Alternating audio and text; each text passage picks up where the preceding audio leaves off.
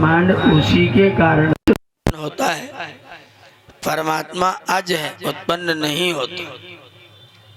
लेकिन वेद में ये बात बार बार कही जाती कि वो इससे उत्पन्न हुआ या उससे उत्पन्न हुआ। तो यहाँ पर उत्पन्न होने का मतलब होता है प्रसिद्ध होना। जैसे किसी विद्यालय में कोई व्यक्ति जाए और वहाँ जाकर के देखे कि सभी विद्यार्थी अपनी अपनी कक्षा में एकदम व्यवस्थित बैठे हुए हैं, एकदम सब अटेंशन में हैं, सब बिल्कुल सावधान होकर बैठे हुए हैं, तो आप वहाँ जाके क्या अनुमान लगाते हैं कि कहीं न कहीं प्रिंसिपल साहब होंगे और उनका अनुशासन बहुत अच्छा है। तो स्कूल में सीधे बैठे हुए बच्चों ने अध्यापक ठीक है इसको पैदा किया, इसको प्रकट किया। इस तरह से परमात्मा का प्रकटीकरण संसार के पदार्थों से यहाँ पर बताया गया है। बच्चे बहुत अच्छे साफ सुथरे खेल कूद रहे हैं, किसी ने देखा तो उसने जान लिया कि इनकी माताएं बहुत अच्छी हैं, सब हैं सुशील हैं। तो माता को बच्चों ने पैदा किया। माता अच्छी है इसका पता कैसे चला? बच्चों के कारण से। तो माता को बच्चों ने प्रकट किया। इस तरह से ईश्वर के प्रकटीकरण की बात यहाँ पर है। संसार की व्यवस्थाओं को देख करके ईश्वर प्रकट हुआ। जहाँ देखो वही नियम मालूम पड़ता है। हर जगह कारण और कार्य का नियम एकदम नियमित है, और उन नियमों को देख करके हमको ऐसा लगता है इसका नियामक अत्यंत चेतन और अत्यंत ज्ञानवान है। तो वो जो नियम था उस नियम ने परमात्मा को प्रसिद्ध किया, प्रकट किया। मतलब परमात्मा शरीर से पैदा नहीं हुआ, परमात्मा उसके कारण से प्राप्त हुआ, ज्ञात हुआ, पता चला। जैसे कोई व्यक्ति यहाँ ना आए और बाहर बैठ के प्रवचन सुनता रहे तो क्या जानेगा? प्रवचन करने वाला कोई वेद को जानने वाला व्यक्ति जो प्रवचन कर रहा है यहाँ बिना आए तो वो वेद का जाता है, ये बात कैसे प्रकट होगी? प्रवचन को सुन करके।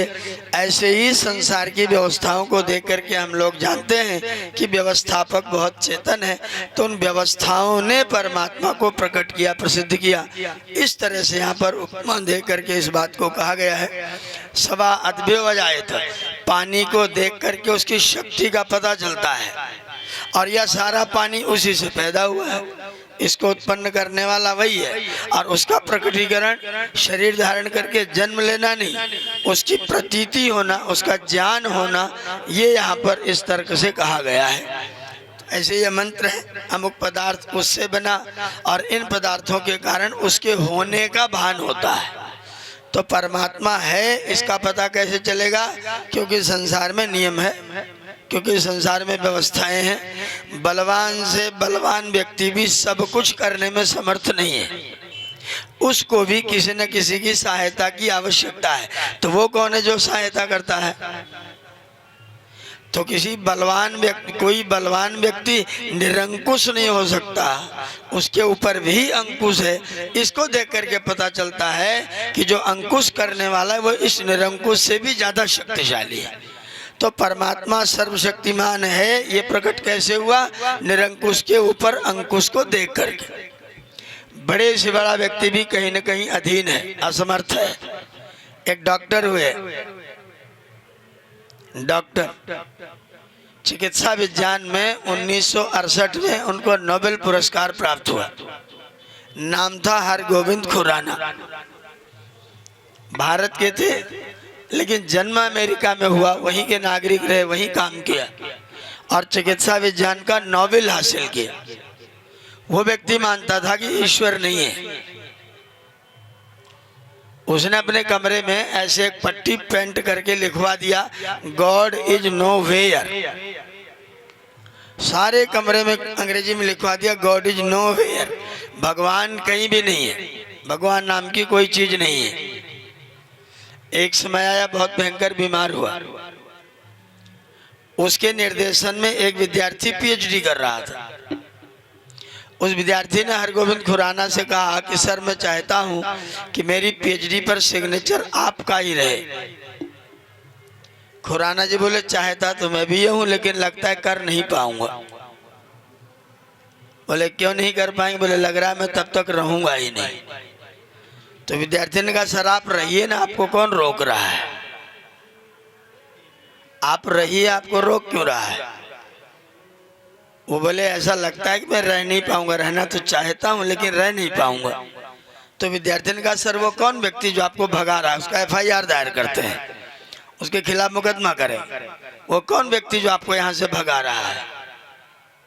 बोले ये तो मैं नहीं कह सकता कि वो कौन है, लेकिन कोई है जो बहुत बलवान है और मुझे यहाँ रहने नहीं दे रहा है, और मुझे पूरा पक्का लग गया है कि अब वो मुझे यहाँ रहने नहीं देगा। विद्यार्थी का सर आप बताइए, हम कुछ भी करना पड़े हम सब विद्यार्थियों को धरना देंगे, प्रदर्शन करेंगे, FIR करेंगे, उसको गिरफ्तार करवा देंगे, व्यक्ति कौन है बताइए। बोले यही तो मैं नहीं जानता कि वो व्यक्ति कौन है। विद्यार्थी ने कहा फिर मेरे लायक कोई सेवा बताइए, मैं आपकी क्या सेवा कर सकता हूँ, क्योंकि मुझे लगता है बचेंगे नहीं।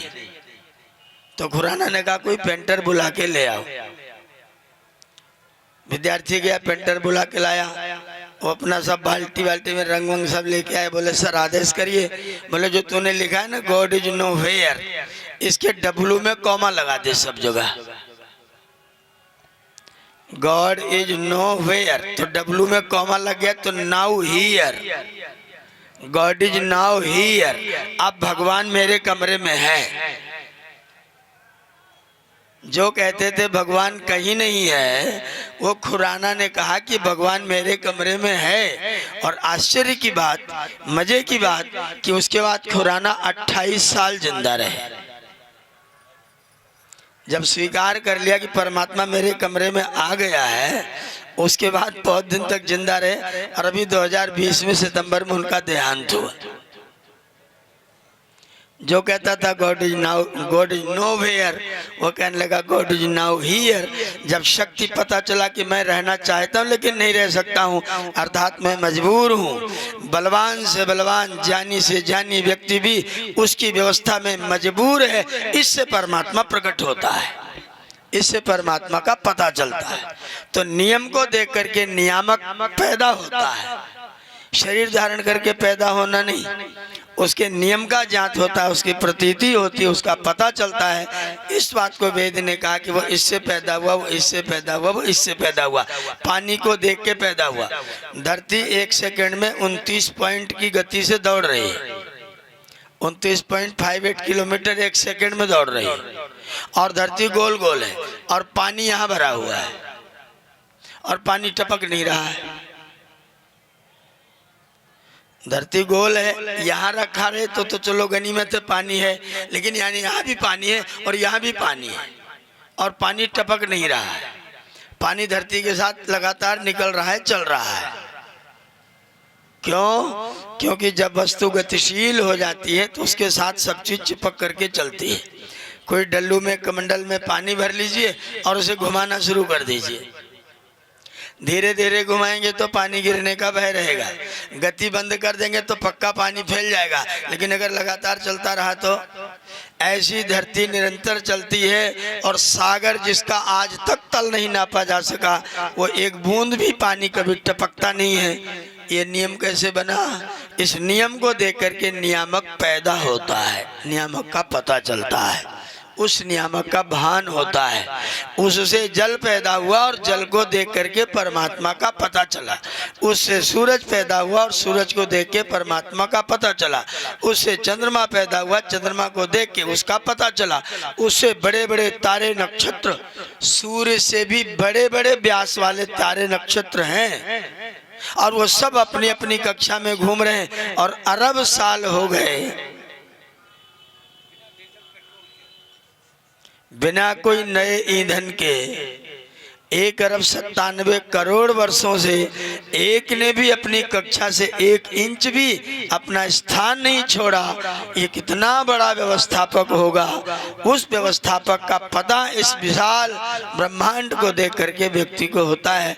इसलिए कहा गया ब्रह्मांड परमात्मा को पैदा करता है, माने शरीर धारण नहीं कराता।